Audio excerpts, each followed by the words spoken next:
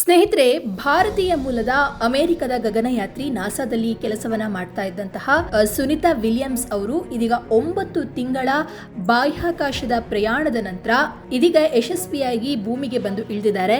ಅವರು ಬಂದಿಳಿದಂತಹ ಕ್ಷಣದ ವಿಡಿಯೋವನ್ನ ನೀವು ಸ್ಕ್ರೀನ್ ಮೇಲೆ ನೋಡಬಹುದು. ಈ ಮೂಲಕ 9 ತಿಂಗಳುಗಳ ಕಾಲ ಅವರು ಏನು ಬಾಹ್ಯಾಕಾಶದಲ್ಲಿ ಇದ್ರಲ್ವಾ, ಒಂದು ರೀತಿಯಲ್ಲಿ ತ್ರಿಶಂಕು ಸ್ಥಿತಿ ಅಂತಾನೆ ಹೇಳಬಹುದು. ಇದು ಅಂತಿಮವಾಗಿ ಇದೀಗ ಮುಕ್ತಾಯವಾಗಿದೆ.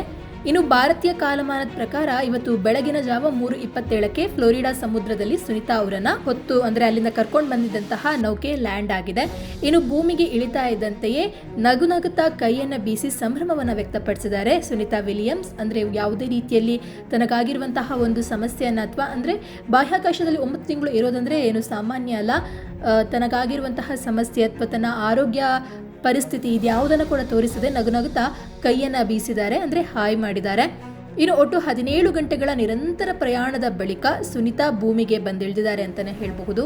ಇನ್ನು ಸುನಿತಾ ಜೊತೆಗೆ ಸಿಲುಕಿಕೊಂಡಿದ್ದಂತಹ ಇನ್ನೊಬ್ಬ ಗಗನಯಾತ್ರಿ ಬುಚ್ ವಿಲ್ಮೋರ್ ಕೂಡ ಬಂದಿಳಿದಿದ್ದಾರೆ. ಒಟ್ನಲ್ಲಿ ಕೋಟಿ ಜನರ ಪ್ರಾರ್ಥನೆಯ ಬಳಿಕ ಇದೀಗ ಭಾರತೀಯ ಕಾಲಮಾನ ಬೆಳಗಿನ 3:27ಕ್ಕೆ ಸ್ಪೇಸ್ ಎಕ್ಸ್ ಕ್ಯಾಪ್ಸೂಲ್ ಬೆಳಿಗ್ಗೆ ಫ್ಲೋರಿಡಾ ಕರಾವಳಿಯಲ್ಲಿ ಸಾಗರದಲ್ಲಿ ಸ್ಪ್ಲಾಶ್ ಡೌನ್ ಅನ್ನ ಮಾಡಲಾಗಿದೆ.